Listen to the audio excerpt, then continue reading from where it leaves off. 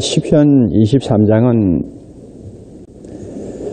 구약 성경 가운데서 가장 사랑을 받는 말씀이라고 흔히들 이야기합니다.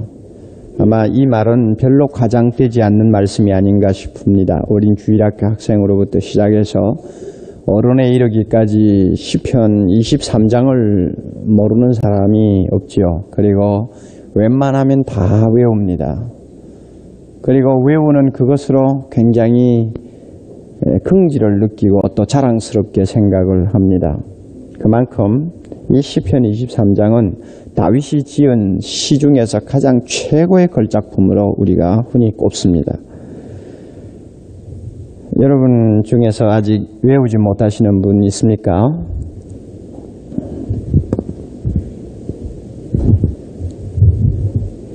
이상구 박사를 모르면 간첩이라고 그러대요. 시편 23장을 못 외우면 진짜 간첩입니다. 다 외우시나요? 한번 해볼까요? 전부 눈 감고요. 떴다 감았다 하지 마시고 사실 이 시간 처음부터 마지막까지 이 시편 23장만 한 20번, 한 50번 정도 외우면 시간 다 갈 거예요. 그 정도만 외우고 가도 아마 굉장히 은혜스러운 시간이 될 수 있습니다. 왜 그런가 하면 우리가 시라는 것을 잘 모릅니다만 시는 잡다한 해석을 옆에다 너무 걸치면은 시의 생명이 죽어버립니다. 시는 오히려 어떤 면에서 해석을 해주지 않는 점에서 시가 살아나는 때가 많이 있죠. 그래서 각자가 그것을 자꾸 외우고 생각하고 읊조리고 하는 중에서 자기 나름의 어떤 뜻을 발견하게 되고 시가 갖고 있는 생명에 접하게 되는 것입니다. 이 시편 23장은 너무 어떤 면에서는 심오한 진리를 담고 있는 시기 때문에 설명을 너무 요란하게 하려다가 보면 시편 자체의 생명을 죽여버리는 경우가 있습니다. 그래서 가장 좋은 방법, 시편 23장을 우리가 깨달을 수 있는 제일 좋은 방법은 암송하고 묵상하고 반복해서 자꾸 생각해 보는 것. 그거 이상 좋은 것 없습니다. 그런 의미에서 외우시는 분은 참 큰 자산을 여러분이 가졌다고 생각합니다. 한번 어디 봅시다. 시간이 좀 가지만 23장입니다. 어디 눈 좀 감아 보십시오. 그리고 우리 교회 다니시는 분 중에서 뭐 제자 훈련 받는다, 뭐 순장이다, 또 심지어 교역자다, 장로님이다, 뭐 권사님이다 하시는 분 못 외워서 눈을 껌뻑껌뻑 하고 있는지 잘 한번 보십시오. 그런 분 한 분도 안 계실 거예요. 여호와는 나의 목자시니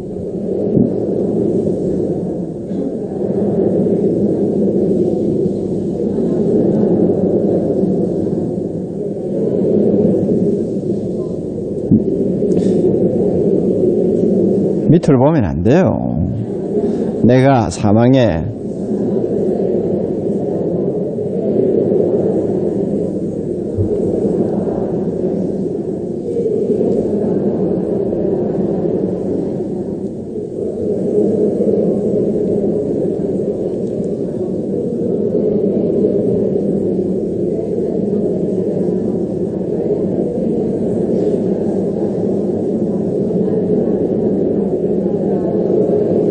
영원히 거하리로다. 아멘. 아멘. 아마 여러분 생각에 옥 목사가 좀 못 외우니까 가만히 서 있구나 이렇게 생각할지 모르지만 저는 다 외웁니다. 걱정하지 마십시오.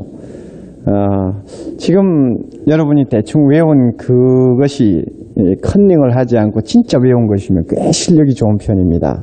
아마 저는 그렇다고 믿고 싶습니다.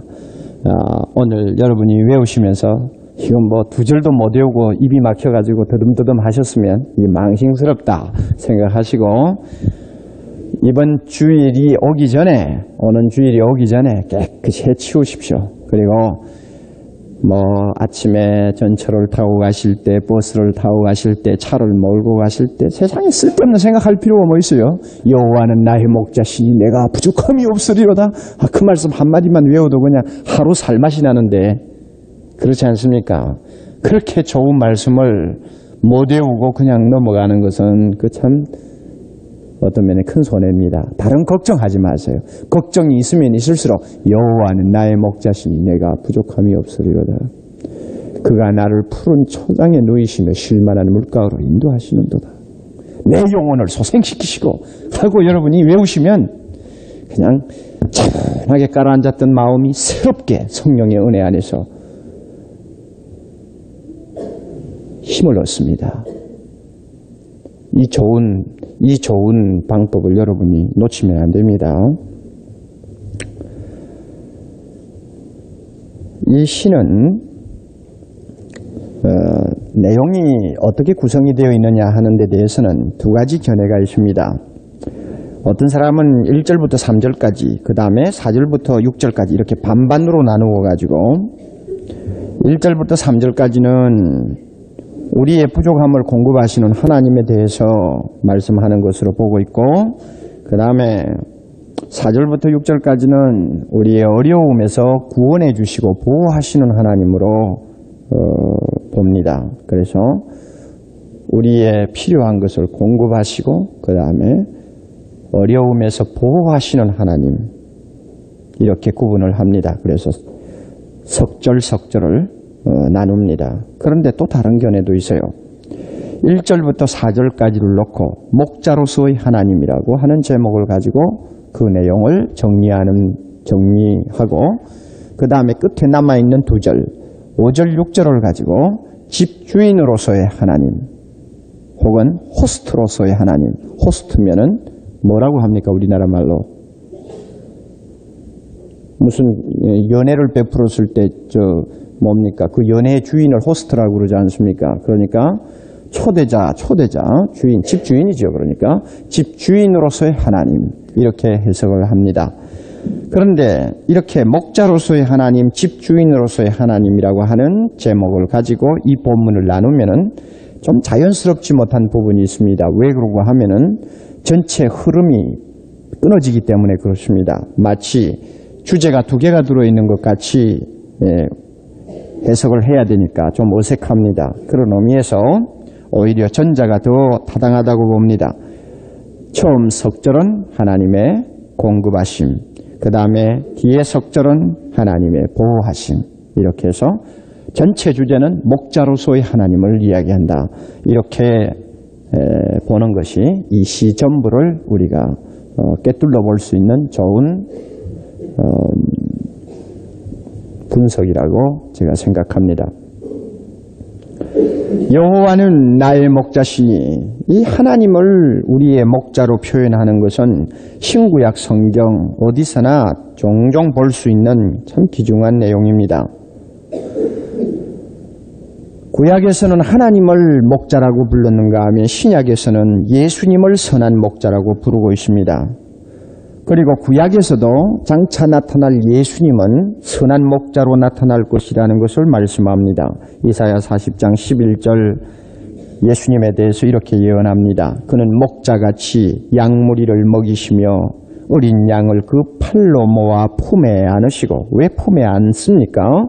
걸어가지를 못하니까, 어미를 제대로 따라가지 못하니까 목자가 품에 안고 걸어간다는 말이고, 젖먹이는 암컷들을 온순히 인도하시리로다.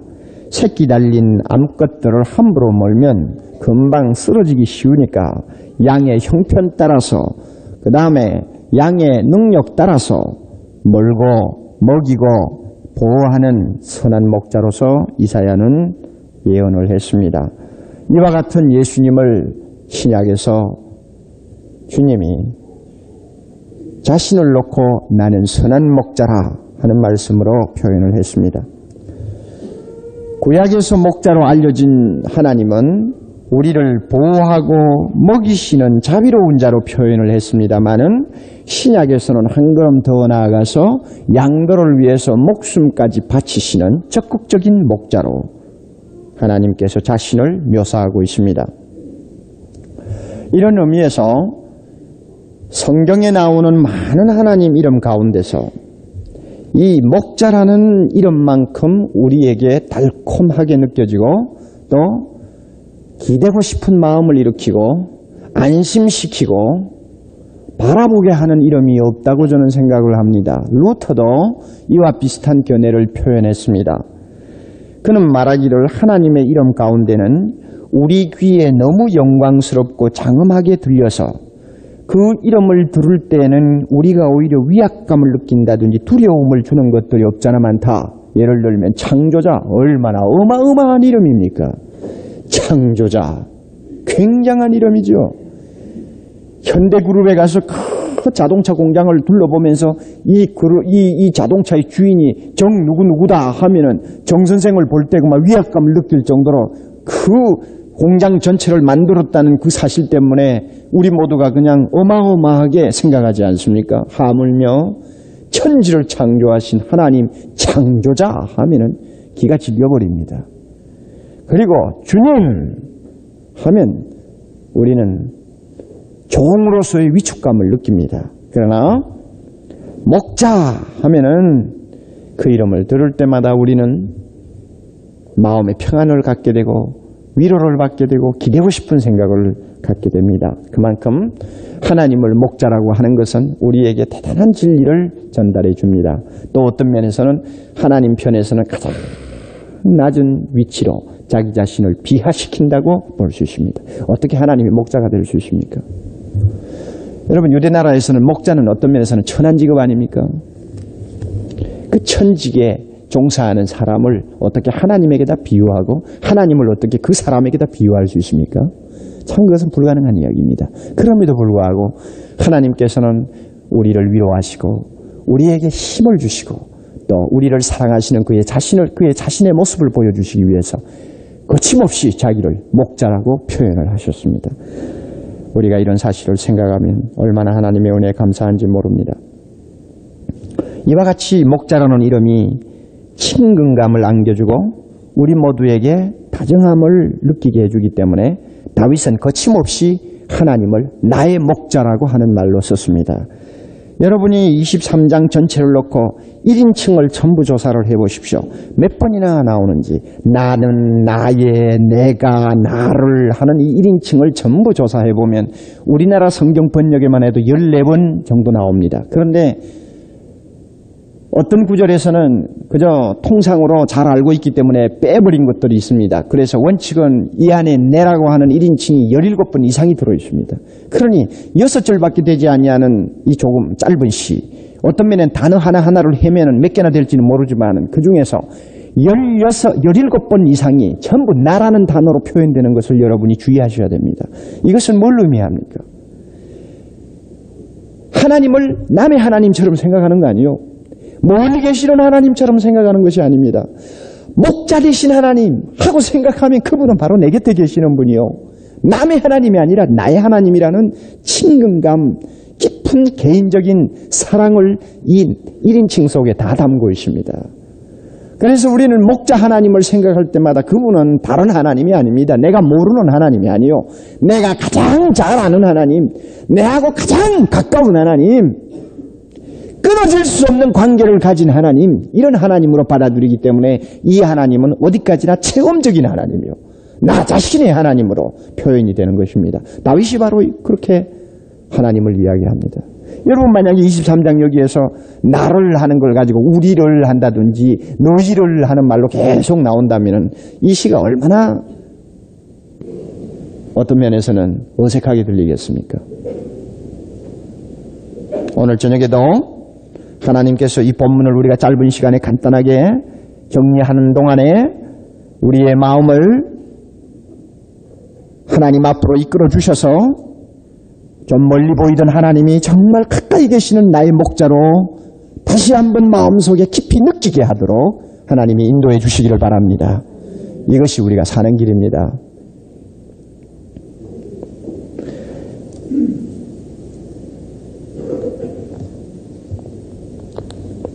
제가 보기에는 23장 안에는 하나님의 자녀가 세상에 살아갈 동안 수시로 겪어야 할 4대까지 형편이 다 들어있다고 생각을 합니다.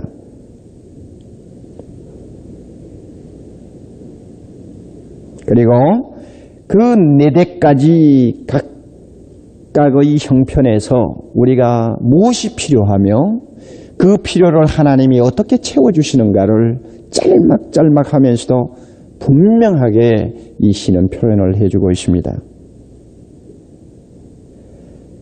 제가 하는 말씀을 여러분이 이해하기 위해서는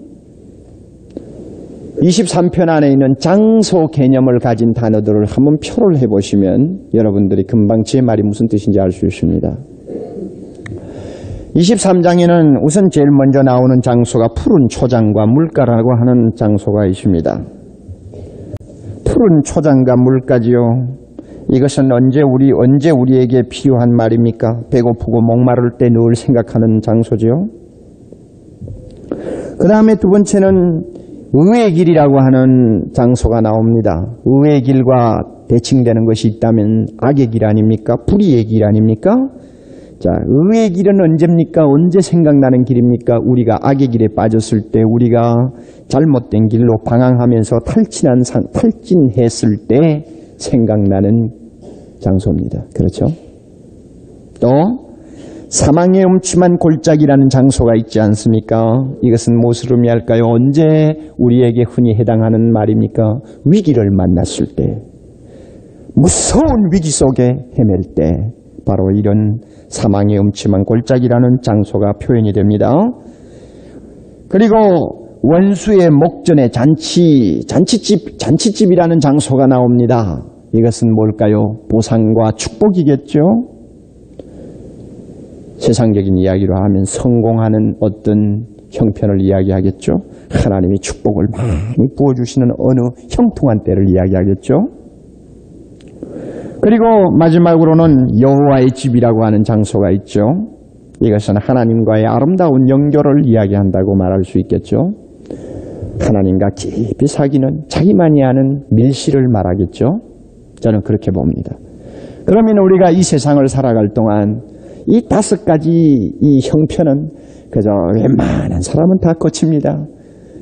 한 7, 80평생 산다고 생각하면 이 5가지의 형편은 언제 어디서나 우리는 한 번씩은 맛을 보고 지나가고 아니면 2번, 3번, 4번 수없이 반복해서 맛보는 형편입니다. 배고프고 목마른 상황요, 길을 잃고 방황해서 잘못된 길로 들어갈 때, 무서운 위기에 빠져 있을 때, 아니면 한때 또 형통하고 많은 축복을 받아 누릴 때, 또 하나님과 깊이 마주 앉아서 우리가 영조하는 그 어떤 형편, 이런 것들은 항상 우리의 인생길에서 오고 가는 하나의 체험들입니다. 바로 이 23장은 우리 인생이 겪는 이 다양한 체험을 통해서 하나님이 어떻게 나의 목자가 되시는가를 말씀하고 있습니다. 이해하시겠습니까, 여러분? 그러니까 집에 가셔서 이렇게 장소를 표를 해놓고 쭉 연결시켜보면 이 시의 전체 흐름을 꿰뚫어 볼 수 있습니다.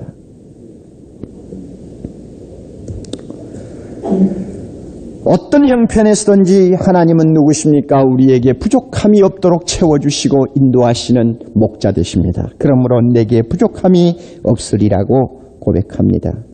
다양한 형편에서 하나님은 다양한 방법으로 우리의 필요한 것을 채워주시고 우리에게 부족함이 없도록 해주시는 분이십니다.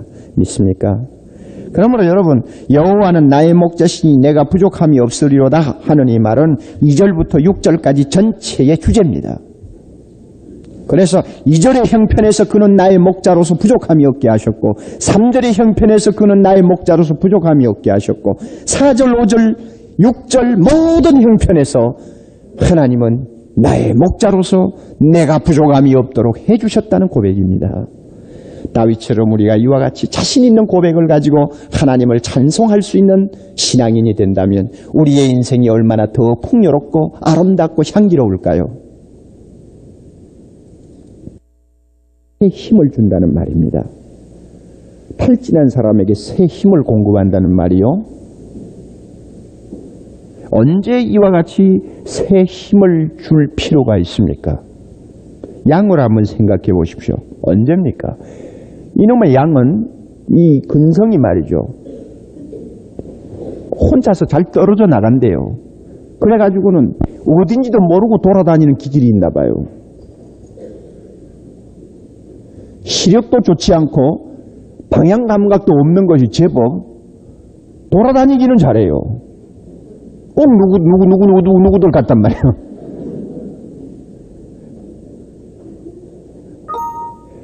네, 제가 누구를 이야기하는지 알아요? 예수 흐리멍덩하게 믿는 사람들 말이죠. 영적인 시력도 별로 없고 어디가 어딘지 분별도 제대로 못하면서 돌아다니기는 또 천성으로 잘한다고. 이 양이 그런 소질이 있대요. 그러니까 목자를 떠나서 양이 그만 자기 떼에서 벗어나가지고 돌게 되면은 제 마음대로 방황하다가 나중에 지쳐 쓰러집니다. 아니면 사고를 당하죠. 그런 양을 뒤쫓아간 목자가 그 양을 발견했을 때 제일 먼저 해야 할 것은 그 양의 기진맥진한 힘을 북돋아 주는 것 아닙니까? 뭐 어떤 식으로 북돋아 주는지는 모르지만, 그러니까 내 영혼을 소생시키시고 할 때는 내 영혼이 몹시 힘을 잃어버리고 있을 때를 말합니다. 그리고 내 영혼을 소생시킨 다음에 하나님께서 의의 길로 인도해 주신다고 했습니다. 그러니까 내 영혼이 몹시 힘을 잃어버리고 있을 때는 어디 가서 있을 때입니까? 그러니까 불의한 길에 빠져 있을 때를 말하는 거죠. 여러분, 하나님의 자녀라고 해서 항상 의의 길로 다니는 것 아닙니다.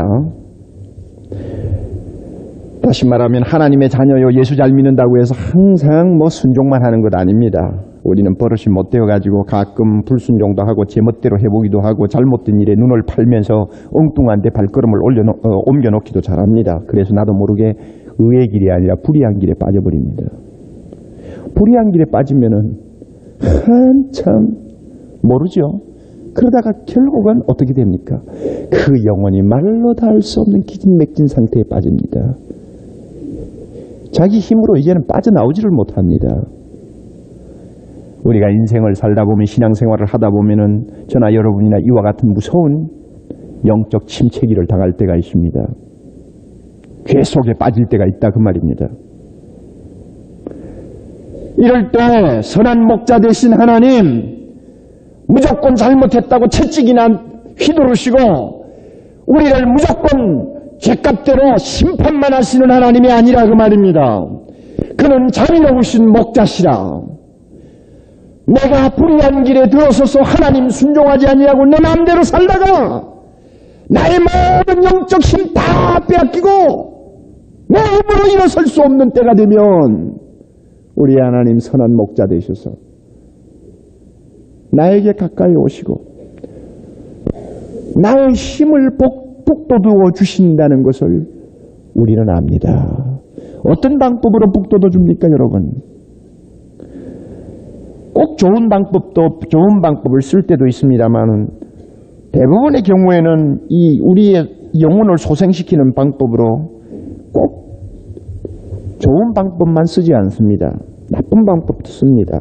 예를 들면 죄를 회개하게 한다든지 오히려 고통을 더하게 해서 그야말로 완전히 하나님만 바라보도록 우리를 어떤 코너에다 집어넣는다든지, 아니면은 수치와 모욕을 당하는 자리에서 이제는 과거를 완전히 그냥 자기 스스로 포기해버리도록 만든다든지, 아니면은 하나님이 생각하는 가장 좋은 징계의 방법을 가지고 우리를 회초리를 가지고 때린다든지, 이렇게 해서 일단 잘못된 것은 산산이 잘못된 것으로 회개하게 하시고 그 다음에 회개한 그의 영혼을 성령의 능력으로 말씀의 놀라운 위로로 세워줍니다. 그러므로 우리가 이 말씀에서 항상 우리 영혼을 소생케 해준다고 해가지고는 뭐 잘못된 것도 잘못됐다는 말씀도 안 하시고 때려야 될 것도 때리지 않으시고 무조건 그냥 얼버무려 주신다고 생각하시면 우리는 하나님을 너무 모르는 사람들입니다. 다윗은 매를 많이 맞았습니다. 매를 맞았지만 그 매가 나중에는 결국 자기를 소생케 하시는 하나님의 자비로운 손길이라는 것을 그는 알았고 체험했습니다. 여러분 중에서 하나님을 순종하는 바른 길을 걷지 못하고 탈선한 자리에 있습니까? 얼마 안 가면 여러분 탈진합니다. 그때 하나님께서 여러분을 소생시키려고 다가오실 것입니다. 무조건 안아가지고 그냥 잘했다 절대 안 하실 것입니다. 때립니다. 회개하게 합니다. 죄를 끊어버리게 합니다. 그렇지 아니하면 그 사람은 소생이 안 되기 때문에 그렇습니다. 이런 하나님, 비록 무서워 보이지만 굉장히 선하신 하나님, 우리를 때린 다음에도 측은하게 여기시고 말로 다 할 수 없는 위로로 우리의 마음을 싸매어 주시는 그 선한 목자 하나님, 우리가 깊이 오늘 밤에 다시 한번 우리 영으로 체험해야 겠습니다. 그 다음 봅시다. 내가 사망의 음침한 골짜기로 다닐지라도 해를 두려워하지 않을 것은 주께서 나와 함께 하심이라. 주의 지팡이와 막대기가 나를 안위하시나이다. 사망의 음침한 골짜기는 위기라고 했습니다. 큰 슬픔을 당하든지 시련을 당하는 순간순간을 이야기합니다. 그야말로 죽음의 그림자가 옆으로 다가오는 것 같고 빛이라는 빛은 도무지 발견할 수 없는 캄캄한 암흑의 골짜기를 말합니다. 이럴 때 하나님은 어떻게 합니까? 어떻게 합니까? 하나님하고 나하고 거리는 얼마나 멉니까? 몇 미터요? 주께서 나와 함께 하심이라. 여러분 참 이 말씀은 귀한 말씀이요. 목자가 아주 험한 길을 갈 때는 양과 바짝 붙어서 간다고 합니다. 하나님이 평소에 우리와 함께 동행하시지만은 그 동행하시는 하나님이 정말 내 옆에 바짝 붙어서 내 손을 잡고 가는 것을 느끼는 것은 바로 이런 사망의 엄침한 골짜기입니다. 그렇죠? 그러므로 우리는 내 힘으로 어쩔 수 없는 어떤 위기를 당해 보았으면 이 하나님 체험했을 것입니다. 그러나 아직 이런 위기를 모르는 분은 하나님이 나와 함께 하시도다 하는 말씀이 무슨 뜻인지 잘 모를 거예요. 분명히 알아야 할 것은 우리가 위기를 당하면 당할수록 하나님과 나와의 거리는 더 좁아집니다. 믿습니까? 우리가 위험하면 위험할수록 하나님과 우리와의 거리는 어떻게 됩니까? 더 좁아집니다. 제가 이와 같은 내용을 이런 짧은 강의 시간에 무슨 예를 들어서 말씀을 드릴 수가 없어요. 여러분이 그렇다 하는 것을 알고 내가 어떤 어려움과 위험에 빠져도 그럴수록 나에게 더 큰 힘이 되는 것은 하나님이 내 가까이 계신다는 것, 나와 떨어질 수 없는 관계를 갖고 동행하신다는 것, 이것을 여러분이 아셔야 됩니다. 전에 한번 제가 설교에 인용했죠. 어떤 사람이 꿈을 꿨네. 모래밭을 가는데 두 사람이 걸어가던 발자국이 갑자기 4개가 있던 발자국이 2개로 갑자기 바뀌고 그 다음에 한참 가다가 또 4개의 발자국이 나와서 하나님이 이것이 왜 그렇습니까? 하고 물었더니 그래, 내가 평안할 때는 내가 너와 함께 나란히 걸어갔으니까 내 발자국이지만 내가 아주 위험하고 어려운 지경에 들어갈 때는 내가 너를 바짝 안고 갔기 때문에 발자국이 2개뿐이었어. 그러다가 좀 살만하니까 또 어떻게 했어요? 하나님이 내려놓았어. 그래서 발자국이 4개다. 꿈을 꿨대요. 어떤 사람이 꿈을 꿨는데 그런 꿈을 꿨어요. 그러니까 그런 꿈을 꾸면 밤새도록 꿔도 좋을 것 같아. 굉장히 은혜스러운 꿈이죠. 예, 우리 하나님 그런 하나님입니다. 얼마나 좋은 하나님이에요. 바로 이것이 사망의 엄침한 골짜기에 하나님이 나와 함께 동행하시고 그 다음에 지팡이와 막대기가 나를 안위하시나이다. 지팡이는 길을 인도하는 이 안내용 지팡이입니다. 그리고 막대기는 끝이 이렇게 휘어져 가지고 양들이 위험에 빠졌을 때 걸고는 양을 끌어올리는 일종의 보호용, 구제용 막대기입니다. 하나님께서 이처럼 우리를 위기에서 항상 돌봐주신다는 것입니다. 얼마나 감사합니까? 5절 주께서 내 원수의 목전에서 내게 상을 베푸시고 기름으로 내 머리에 바르셨으니 내 잔이 넘치나이다. 저는 이 내용을 큰 연해석을 염두에 두고 쓴 내용이라고 하는 데 대해서 동의합니다. 우리 하나님께서 가끔 우리에게 큰 축복을 안겨주실 때가 많이 있습니다. 이것은 육적으로 영적으로 다 통합니다.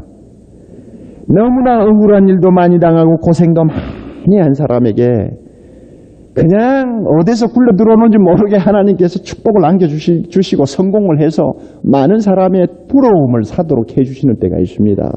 특별히 나를 괴롭히던 많은 원수들이 부러운 눈초리로 나를 쳐다보며 어떻게 저 사람이 저렇게 될 수 있을까 하고 놀랄 정도로 하나님께서 축복해 주시는 때가 있다고 저는 생각합니다.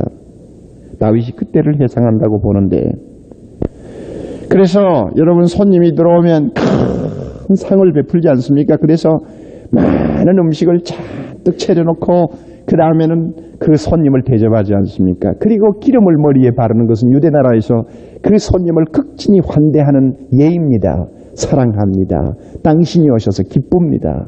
당신이야말로 우리 연회의 가장 귀한 손님입니다 하는 표를, 향료 아니면 기름을 붓는 것으로 표를 합니다. 그러니 우리 하나님께서 험한 세상 살아가는 참 공고한 인생 여정에서 가끔은 필요할 때 하나님이 이렇게 육적으로도 놀라운 축복을 안겨주실 때가 있고 영적으로도 말로도 할 수 없는 큰 축복을 안겨주실 때가 있습니다. 저는 이것을 믿습니다. 지금 여러 가지 어려움을 딛고 여러분이 무엇인가 해보려고 노력하는 우리 젊은이들, 여러분 남은 생에 하나님께서 언제 여러분 앞에 상을 베푸시고 기름을 부으면서 하나님이 마치 초대하는 주인처럼 여러분을 극진히 환대하시면서 많은 사람 앞에 부러움의 대상이 되게 해주실지 모릅니다. 믿으십시오. 그 하나님 믿고 한번 인생을 살아보세요. 내 마음의 꿈이 실현될 때가 옵니다. 비록 인생의 중요한 기회를 이미 다 지나고 어떤 면에서는 좀 살 재미가 별로 없다고 느끼는 연령에 와 계시는 분들이라도 여러분에게 이와 같은 하나님의 놀라운 환대가 기다리고 있습니다. 여러분 당대 아니면 여러분 자녀들을 통해서 하나님이 어떤 환대를 주실지 모릅니다. 그리고 이 세상에서 주시지 아니하면 우리는 어디서 얻습니까? 영원한 나라에 가면 큰 상 하나님이 차려놓고, 아이고 그만 말하지 말자고. 얼마나 좋아요. 굉장한 축복 하나님이 주실 것입니다. 믿습니까? 네, 믿어요. 예수 믿는 사람이라고 해서 현실적인 보상이 전혀 없다고 하는 것은 그것은 성경을 잘 모르는 이야기입니다. 현실적으로 하나님께서 이런 큰 상을 베푸시고 기름을 부으면서 우리를 모든 원수 앞에서 부러움의 대상이 되도록 해주시는 때가 있습니다. 그럴 때가 있으면 더 좋죠. 우리 교회 성도들이 다 그런 축복도 좀 받았으면 좋겠습니다. 여러분에게 좀 그런 기회들이 앞으로 계속 있기를 바랍니다. 그래서 그 모든 하나님이 주시는 형통과 축복과 성공이 하나님의 나라를 위해서 쓰임을 받을 수만 있다면 얼마나 좋겠습니까? 그러나 하나님의 어떤 뜻이 있어서 우리가 이 세상에 살 동안 주시지 않는다면 그것을 무슨 저주받은 것처럼 생각할 필요가 전혀 없습니다. 이 땅에서 하나님이 주시지 않을 때는 내세 맷값절로 하나님이 준비하신다는 거 우리는 분명히 알고 있습니다. 네. 6절입니다. 나의 평생의 선하심과 인자하심이 정녕 나를 따르리니 내가 여호와의 집에 영원히 거하리로다. 나의 평생의 일생 동안 하나님의 선하심과 인자하심이 늘 나를 떠나지 않는다는 말입니다. 이 선하심과 인자하심을 꼭 구별하려고 하실 필요가 없습니다. 인자하심이라는 말이 훨씬 더 넓은 의미를 가지고 풍부한 의미를 가진 단어인데 이 인자함 안에 선하심이라는 게 이미 다 포함이 되어 있습니다. 무엇이라고 말할까요?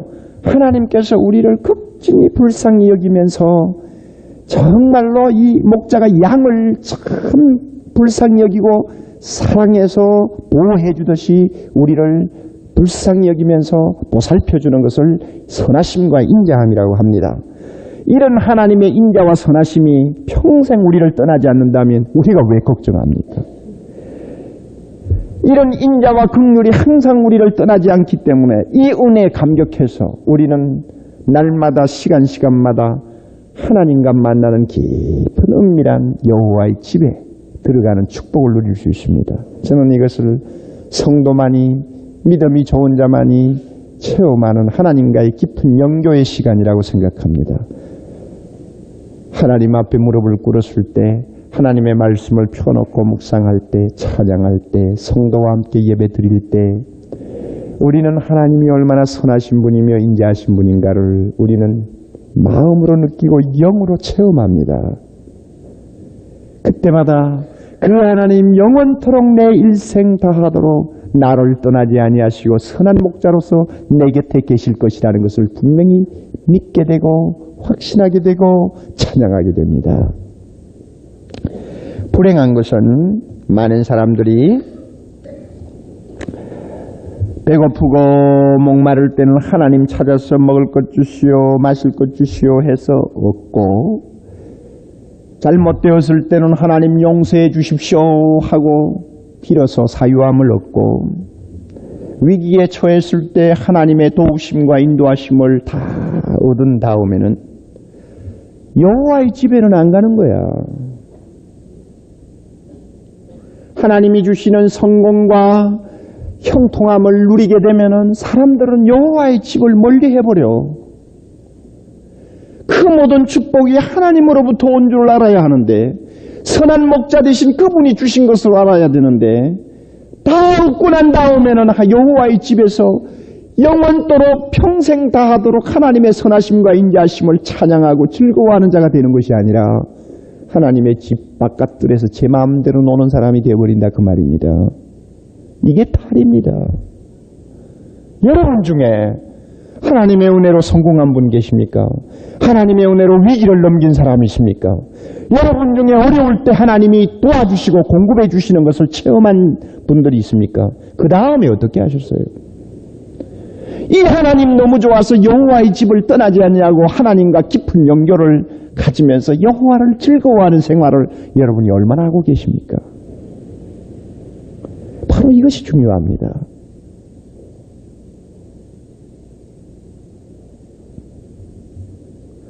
우리의 생이 부하냐 가난하냐, 만족하냐 불만족하냐, 평안하냐 불안하냐, 성공하느냐 실패하느냐는 여러 가지 조건에 달려있다고 흔히들 생각합니다마는 그 조건은 하나에 달려 있습니다. 뭐냐면 험난한 인생길에서 나를 떠나지 않고 동행하시는 하나님이 나에게 계시느냐 계시지 않느냐, 선한 목자가 나에게 계시느냐 계시지 않느냐의 하나 조건에 달려있다는 것, 오늘 시편 23편을 통해 배우시기를 바랍니다. 조건이 많은 것 아니요, 하나의 조건에 달려있습니다. 그 하나님 계시면 우리는 항상 쉴 수 있고, 우리는 항상 위의 길을 다닐 수 있고, 우리는 항상 사망의 음침한 골짜기에서 벗어날 수 있으며, 우리는 하나님이 주시는 상 앞에서 기름 부음을 받으면서 많은 사람의 부러움의 대상이 될 수 있고, 그 하나님만 계시면 우리는 여호와의 집에서 영원토록 그를 찬양할 수 있습니다. 한때 대통령의 아들로서 천하를 시끄럽게 하던 박지만 군, 시끄럽게는 안 했죠. 조용했지만, 그러나 많은 사람의 관심의 대상이 됐던 박지만 씨, 참 그 약물 복용자로서 신문에 보도되는 것을 보고 세상의 부와 권력은 날개를 달고 다 날아갑니다. 거기에 우리 인생의 만족이 없고, 한때에 행복하고 한때에 즐거웠다는 그것이 하나님 없는 세계에서는 다 지나간 신기루 백일몽에 지나지 않고 아무 소용없습니다. 우리를 영원토록 행복하게 할 조건, 우리를 영원토록 쉴 수 있게 하는 조건, 우리를 영원토록 찬양할 수 있게 하는 조건은 목자 되신 하나님뿐임을 우리는 믿어야 합니다. 우리의 선한 목자 되신 예수 그리스도뿐임을 믿어야 합니다. 그러므로 23장 아예 그냥 벽에다 걸어놓고 날마다 외우고 읽고 찬송하고 묵상하고 그래서 살면 이 23장의 실제적인 놀라운 체험들이 우리의 생을 통해서 날마다 우리는 체험할 수 있을 것입니다. 여러분에게 이와 같은 은혜가 있기를 바랍니다. 다 같이 기도하십시다.